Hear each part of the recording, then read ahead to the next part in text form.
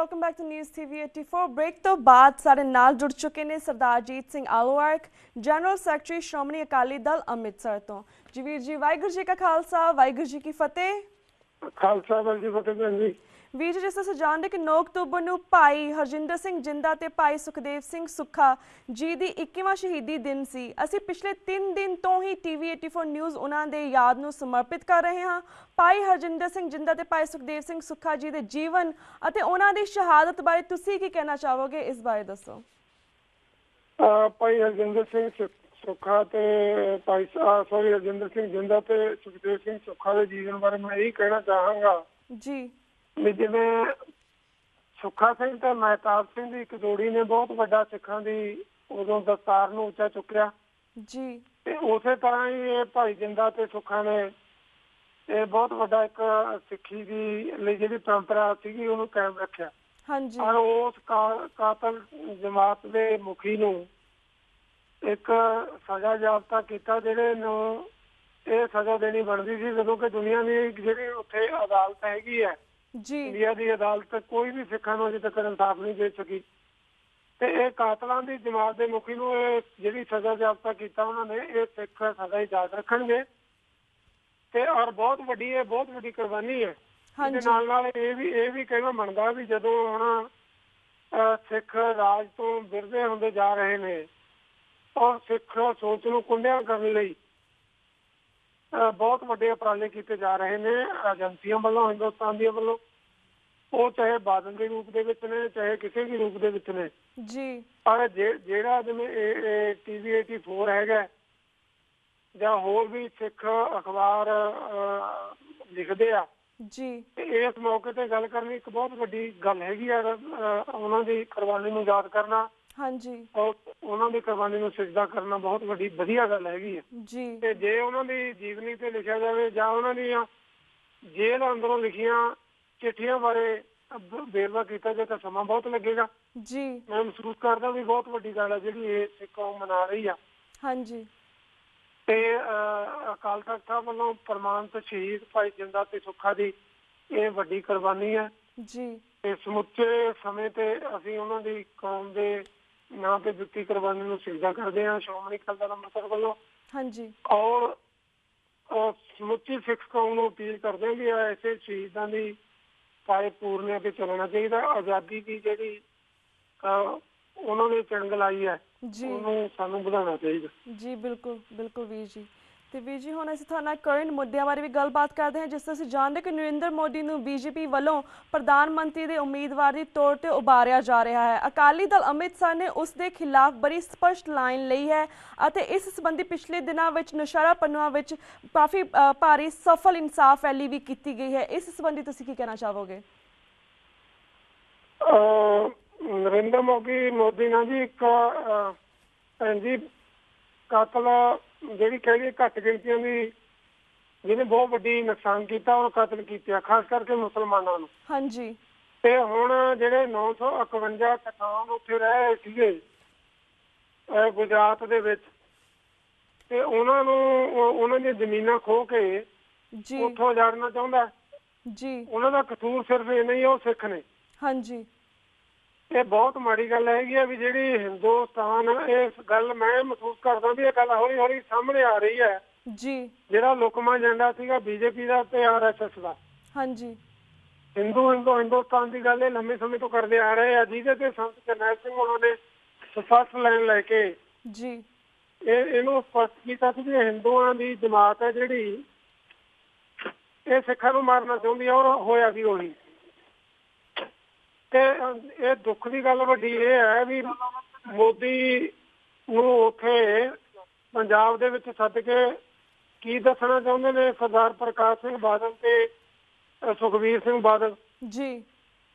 ਤੇ ਸਾਨੂੰ ਜਿਹੜੀ ਗੱਲ ਦਾ ਪਤਾ ਲੱਗਿਆ 6 ਦਸੰਬਰ ਨੂੰ ਸਰਦਾਰ ਪ੍ਰਕਾਸ਼ ਸਿੰਘ ਬਾਦਲ ਦੇ ਜਨਮ ਦਿਨ ਤੇ 86ਵੇਂ ਜਨਮ ਦਿਨ ਤੇ ਮੋਗੇ ਦੇ ਵਿੱਚ ਇੱਕ ਜਦੋਂ ਸੰਨ 1996 ਦੇ ਵਿੱਚ ਪੰਜਾਬੀ ਪਾਰਟੀ ਇਹਨਾਂ ਨੇ ਅਨਾਊਂਸ ਕੀਤੀ ਸੀ ਸਰਦਾਰ ਪ੍ਰਕਾਸ਼ ਸਿੰਘ ਬਾਦਲ ਜੀ। ਤੇ ਸ਼੍ਰੋਮਣੀ ਅਕਾਲੀ ਦਲ ਅੰਮ੍ਰਿਤਸਰ ਨੇ ਬਾਬਾ ਬੋਤਾ ਸਿੰਘ ਤੇ ਗਰਜਾ ਸਿੰਘ ਦੇ ਨਾਂ ਤੇ ਕਾਨਫਰੰਸ ਰੱਖੀ ਸੀ ਜਿੱਤਵਾਲ। ਹਾਂਜੀ। ਤੇ ਉਸੇ ਤਰ੍ਹਾਂ ਇਹਨਾਂ ਨੇ ਉਸੇ ਤਰ੍ਹਾਂ ਤੇ ਹੁਣ ਬਾਦਲ ਨੇ ਸੱਦਿਆ ਸਰਦਾਰ ਨੂੰ ਸ੍ਰੀ ਮੋਦੀ ਨੂੰ। ਹਾਂਜੀ। ਤੇ ਮੋਦੀ ਨੂੰ ਸੱਦ ਕੇ ਜਨਮ ਦਿਨ ਤੇ ਇਹ ਕੀ ਦੱਸਣਾ ਚਾਹੁੰਦੇ ਨੇ ਪੰਜਾਬ ਦੇ ਲੋਕਾਂ ਨੂੰ। ਤੇ ਇਹ ਬੜੇ ਦੁੱਖ ਦੀ ਗੱਲ ਹੈ ਵੀ ਇਹ ਹਿੰਦੂਇਜ਼ਮ ਦੇ ਵਿੱਚ ਇੱਕ ਰਲਗੇਟ ਕਰਕੇ ਸਿੱਖਾਂ ਦੀ ਅਣਖ ਤਾਂ ਇਹਨਾਂ ਨੇ ਹੌਲੀ ਹੌਲੀ ਕਰਕੇ ਮਾਰਤੀ ਨਸ਼ਿਆਂ ਰਾਹੀਂ। ਹਾਂਜੀ। ਸਰਦਾਰ ਪ੍ਰਕਾਸ਼ ਸਿੰਘ ਬਾਦਲ ਤੇ ਸੁਖਬੀਰ ਬਾਦਲ ਨੇ। ਤੇ ਹੁਣ ਮੋਦੀ ਨੂੰ ਕਿਉਂ ਸਿੱਖਾਂ ਦੇ ਸਿਰ ਤੇ ਬਿਠਾ ਰਹੇ ਨੇ, ਇਹ ਤਾਂ ਸਿੱਖਾਂ ਨੂੰ ਸਮਝ ਲੈਣਾ ਚਾਹੀਦਾ। ਜੀ ਬਿਲਕੁਲ। ਪਰ ਸਿੱਖਾਂ ਦੀ ਜਿਹੜੀ ਪਹਿਲਾਂ ਕਾਂਗਰਸ ਨੇ ਜੈਨੋਸਾਈਡ ਕੀਤੀ, ਔਰ ਮੋਦੀ ਦੀ ਪਾਰਟੀ ਨੇ, ਅਡਵਾਨੀ ਨੇ ਤੇ ਇਹਨਾਂ ਨੇ ਜਿਹੜਾ ਪਹਿਲਾਂ ਪ੍ਰਧਾਨ ਮੰਤਰੀ ਰਹਿ ਚੁੱਕਿਆ ਅਟਲ ਬਿਹਾਰੀ ਵਾਜਪੇਈ, ਉਹਨਾਂ ਨੇ ਰਲ ਕੇ ਕਾਂਗਰਸ ਦਾ ਸਾਥ ਦਿੱਤਾ। ਹਾਂਜੀ। ਅੱਜ ਜਿਹੜਾ ਹੁਣ ਪੰਜਾਬ ਦੇ ਸਿਰ ਤੇ ਮੋਦੀ ਨੂੰ ਬਿਠਾਇਆ ਜਾ ਰਿਹਾ ਤੇ ਇਹ ਸਮਝ ਨਹੀਂ ਆਉਂਦੀ, ਪਰ ਸਿੱਖਾਂ ਨੂੰ ਸਮਝ ਲੈਣੀ ਚਾਹੀਦੀ ਆ ਗੱਲ ਜੀ ਵੀ ਸਿੱਖਾਂ ਦੀ ਅਣਖ ਤੇ ਜਵਾਨੀ ਮਾਰ ਦਿੱਤੀ ਆ ਜੀ। ਤੇ ਹਿੰਦੂ ਘੋਸ਼ਿਤ ਕਰਨਾ ਚਾਹੁੰਦੇ ਆ ਸਿੱਖਾਂ ਨੂੰ। ਹਾਂਜੀ।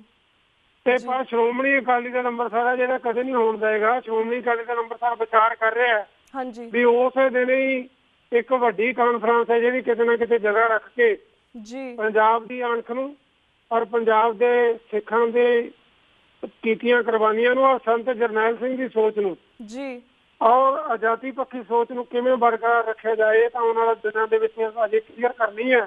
ਹਾਂਜੀ। ਪਰ ਅਸੀਂ ਹਰ ਤਰ੍ਹਾਂ ਨਾਲ ਵਿਰੋਧ ਹੈ ਜਿਹੜਾ ਮੋਦੀ ਦਾ ਪੰਜਾਬ ਦੇ ਵਿੱਚ ਔਰ ਦੁਨੀਆ ਦੇ ਕਿਤੇ ਵੀ ਤਖਤੇ ਤੇ ਬੈਠਾ ਜਿਹੜਾ ਸਿੱਖ ਹੈ ਜੀ ਚਾਹੇ ਉਹ ਸ਼੍ਰੋਮਣੀ ਅਕਾਲੀ ਦਲ ਅੰਮ੍ਰਿਤਸਰ ਦੇ ਵਿੱਚ ਹੈਗਾ, ਅੰਮ੍ਰਿਤਸਰ ਅਕਾਲੀ ਦਲ ਕਰ ਰਿਹਾ ਵਿਰੋਧ। ਪਰ ਜਿਹੜਾ ਵੀ ਕੋਈ ਵੀ ਕਿਸੇ ਦੁਨੀਆ ਦੇ ਕੋਨੇ ਦੇ ਵਿੱਚ ਸਿੱਖ ਬੈਠਾ ਆਜ਼ਾਦੀ ਪੱਖੀ, ਉਹ ਸਾਰਿਆਂ ਨੂੰ ਕਰਨਾ ਚਾਹੀਦਾ। ਜੀ ਬਿਲਕੁਲ। ਤੇ ਵੀਰ ਜੀ ਸਾਡੇ ਕੋਲ 2 ਮਿੰਟ ਰਹੇ ਨੇ, ਇਹਦੇ ਅੰਦਰ ਅਸੀਂ ਵੀ ਜਾਣਨਾ ਚਾਹੁੰਦੇ ਜਿਸ ਤਰ੍ਹਾਂ ਬੀਜੇਪੀ ਜਿਹੜੀ ਆ ਉਹ ਉਮੀਦਵਾਰ ਲਈ ਨਰਿੰਦਰ ਮੋਦੀ ਨੂੰ ਖੜਾ ਕਰ ਰਹੀ ਹੈ, ਪਰ ਦੂਸਰੇ ਪਾਸੇ ਕਾਂਗਰਸ ਵੱਲੋਂ ਰਾਹੁਲ ਗਾਂਧੀ ਨੂੰ 2014 ਦੀਆਂ ਪਾਰਲੀਮੈਂਟ ਚੋਣਾਂ ਤੋਂ ਬਾਅਦ ਦਿੱਲੀ ਤਖਤ ਤੇ ਬਿਠਾਉਣ ਦੀਆਂ ਕੋਸ਼ਿਸ਼ਾਂ ਵੀ ਚੱਲ ਰਹੀਆਂ ਹਨ। ਤੁਹਾਡਾ ਇਸ ਬਾਰੇ ਕੀ ਖਿਆਲ ਹੈ? ਦੇਖੋ ਨਾ ਜੀ, ਇਹ ਦੋਨੇ ਕਾਤਲ ਜਮਾਤਾਂ ਨੇ ਸਿੱਖਾਂ ਲਈ। ਹਾਂਜੀ। ਜਿੰਨਾ ਸਾਨੂੰ ਨਰਿੰਦਰ ਮੋਦੀ ਚੁੱਭਦਾ ਹੈਗਾ ਸਿੱਖਾਂ ਨੂੰ, ਓਨਾ ਹੀ ਸਾਨੂੰ ਇਹ ਰਾਹੁਲ ਗਾਂਧੀ ਹੈ। ਹਾਂਜੀ ਬਿਲਕੁਲ। ਰਾਹੁਲ ਗਾਂਧੀ ਜੇ ਦਰਬਾਰ ਸਾਹਿਬ ਦੇ ਗੁਰੂ ਰਾਮਦਾਸ ਲੰਗਰ ਦੇ ਹਾਲ ਦੇ ਵਿੱਚ ਇੱਕ ਦਿਨ ਆ ਕੇ ਛੁਪ ਕੇ ਲੰਗਰ ਛਕ ਗਿਆ ਤਾਂ ਉਹਦੇ ਨਾਲ ਕੋਈ ਉਹ ਸਿੱਖਾਂ ਦੇ ਮਲਮ ਨਹੀਂ ਲਾ ਗਿਆ। ਤੇ ਇਹਦੇ ਕਰਕੇ ਸਾਨੂੰ ਓਨਾ ਹੀ ਦੁੱਖ ਹੋ ਰਿਹਾ ਹੈ ਤੇ ਓਨਾ ਹੀ ਸਾਨੂੰ ਮੋਦੀ ਦਾ। ਜੀ ਇਹ ਦੋਨੇ ਪਾਰਟੀਆਂ ਨੇ ਜਿਹੜੀਆਂ ਘੱਟ ਗਿਣਤੀਆਂ ਦੇ ਕਾਤਲ ਹੈਗੇ ਆ, ਉਹਨਾਂ ਨੂੰ ਬਿਠਾਉਣਾ ਹੀ ਬਿਠਾਉਣਾ। ਹਾਂਜੀ। ਪਰ ਹੁਣ ਵਿਚਾਰ ਤਾਂ ਇਹ ਕਰਨੀ ਬਣਦੀ ਆ ਵੀ ਸਿੱਖਾਂ ਨੇ ਕੀ ਫੈਸਲਾ ਲੈਣਾ। ਜੀ ਜੀ ਵੀ ਸਿੱਖ ਕਿਹੜੇ ਪਾਸੇ ਖੜਨਗੇ। ਸਿੱਖਾਂ ਨੂੰ ਆਪਣੀ ਆਜ਼ਾਦ ਪੱਖੀ ਧਿਰ ਹੈ ਜਿਹੜੀ ਸ਼੍ਰੋਮਣੀ ਅਕਾਲੀ ਦਲ ਅੰਮ੍ਰਿਤਸਰ, ਉਹਦੇ ਨਾਲ ਖੜਨਾ ਚਾਹੀਦਾ ਹੈ। ਛੋਟੇ ਮੋਟੇ ਕਿਲੇ ਬਣਾ ਕੇ ਜਿਹੜੀਆਂ ਸਿੱਖ ਲੰਮੇ ਸਮੇਂ ਤੋਂ, ਚਾਹੇ ਉਹ ਪੰਜ ਪ੍ਰਧਾਨੀ ਹੋਏ, ਚਾਹੇ ਦਲ ਖਾਲਸਾ ਹੋਏ, ਚਾਹੇ ਕੋਈ ਹੋਰ ਜਿਹੜੀਆਂ, ਜਿਵੇਂ ਹੁਣ ਆਪਾਂ ਇਹ ਵੀ ਕਹਿ ਲਈਏ ਵੀ ਇਹ ਇੱਕ ਮੌਕਾ ਹੈ ਦਮਦਮੀ ਟਕਸਾਲ ਪਿਛਲੇ ਜਿਹੜੀ ਕੀਤੀ ਕੁਰਬਾਨੀ ਨੂੰ ਰੋਲਣ ਤੇ ਆ ਰਹੀ ਹੈ, ਜਿਹੜੀ ਮੌਜੂਦਾ ਹੁਣ ਦਮਦਮੀ ਟਕਸਾਲ ਦੇ ਮੁਖੀ ਨੇ ਬਾਬਾ ਹਰਨਾਮ ਸਿੰਘ ਧੁੰਮਾ। ਇੱਕ ਉਹਨਾਂ ਨੂੰ ਮੌਕਾ ਹੈ ਇਸ ਸਮੇਂ ਤੇ ਫੈਸਲਾ ਲੈ ਕੇ ਆਜ਼ਾਦ ਪੱਖੀ ਸਿੱਖਾਂ ਨਾਲ ਖੜਨ ਦਾ। ਹਾਂਜੀ। ਤੋਂ ਅਸੀਂ ਅਪੀਲ ਕਰਦੇ ਹਾਂ ਵੀ ਨਾ ਉਹ ਕਾਂਗਰਸ ਵੱਲ ਜਾਣ ਤੇ ਨਾ ਉਹ ਬੀਜੇਪੀ ਵੱਲ ਜਾਣ। ਤੇ ਦੋਨੇ ਕਾਤਲ ਜਮਾਤਾਂ ਨੇ ਪ੍ਰਧਾਨ ਮੰਤਰੀ ਬਿਠਾਏ ਹੋਏ ਆ। ਪਰ ਇਹ ਸਾਰੀਆਂ ਬਿਮਾਰੀਆਂ ਦਾ ਹੱਲ ਤਾਂ ਹੀ ਹੋਊਗਾ ਜਦੋਂ ਸਿੱਖਾਂ ਨੂੰ ਵੱਖਰਾ ਰਾਜ ਖਿੱਤਾ ਮਿਲੂਗਾ ਤੇ ਖਾਲਸਾ ਮਿਲੂਗਾ ਤੇ ਆਜ਼ਾਦ ਪੱਖੀ ਆਪਣੇ ਬੋਲ ਵਾਲੇ ਹੋਣਗੇ, ਉਹ ਤਾਂ ਹੀ ਸਿੱਖਾਂ ਨੂੰ ਇਨਸਾਫ ਮਿਲ ਸਕਦਾ। ਪਰ ਇਹ ਤਾਂ ਵਕਤੀ ਗੱਲਾਂ ਨੇ, ਇਹ ਸਿੱਖਾਂ ਨੂੰ ਫੈਸਲਾ ਕਰਨਾ ਪਊਗਾ ਵੀ ਹੁਣ ਕਰਨਾ ਕੀ ਹੈ। ਜੀ ਬਿਲਕੁਲ ਜੀ ਬਿਲਕੁਲ। ਤੇ ਵੀਰ ਜੀ ਤੁਹਾਡਾ ਬਹੁਤ ਬਹੁਤ ਸ਼ੁਕਰੀਆ ਤਾਂ ਸਾਡੇ ਸਿੱਖ ਸੰਗਤਾਂ ਦੇ ਰੂਬਰੂ ਹੋਏ ਤੇ ਆਪਣੇ ਵਿਚਾਰ ਸਾਂਝੇ ਕੀਤੇ। ਸਾਡਾ ਵਕਤ ਸਮਾਪਤੀ ਵੱਲ ਜਾ ਰਿਹਾ। ਮੈਂ ਤੁਹਾਡੇ ਕੋਲ ਅੱਜ ਇੱਥੇ ਹੀ ਇਜਾਜ਼ਤ ਲੈਂਦੀ ਹਾਂ। ਵੀਰ ਜੀ, ਵਾਹਿਗੁਰੂ ਜੀ ਕਾ ਖਾਲਸਾ, ਵਾਹਿਗੁਰੂ ਜੀ ਕੀ ਫਤਿਹ। ਵਾਹਿਗੁਰੂ ਜੀ ਕਾ ਖਾਲਸਾ, ਵਾਹਿਗੁਰੂ ਜੀ ਕੀ ਫਤਿਹ। ਭੈਣ ਜੀ ਬਹੁਤ ਬਹੁਤ ਧੰਨਵਾਦ ਡਾਕਟਰ ਸਾਹਿਬ ਉਹਨਾਂ ਦਾ, ਆਪ ਜੀ ਦਾ, ਸਾਰਿਆਂ ਦਾ। ਤੇ ਆਪ ਤੁਸੀਂ ਬਹੁਤ ਵਧੀਆ ਕੰਮ ਕਰ ਰਹੇ ਹੋ ਤੇ ਸਿੱਖਾਂ ਦੀ ਇਹ ਸਮੇਂ ਦੀ ਲੋੜ ਨੂੰ ਪੂਰਾ ਕਰਨ ਦਾ ਯਤਨ ਕਰ ਰਹੇ ਹੋ। ਜੀ ਸ਼ੁਕਰੀਆ ਵੀਰ ਜੀ। ਤੇ ਵੀਰਸ ਇੱਥੇ ਮੈਂ ਤੁਹਾਡੇ ਕੋਲ ਇਜਾਜ਼ਤ ਲੈਣੀ ਹਾਂ। ਮੰਡੇ ਨੂੰ ਮਿਲਾਂਗੇ ਸੇਮ ਟਾਈਮ ਸੇਮ ਸ਼ੋ ਤੇ। ਤਦ ਤੱਕ ਲਈ ਵਾਹਿਗੁਰੂ ਜੀ ਕਾ ਖਾਲਸਾ, ਵਾਹਿਗੁਰੂ ਜੀ ਕੀ ਫਤਿਹ।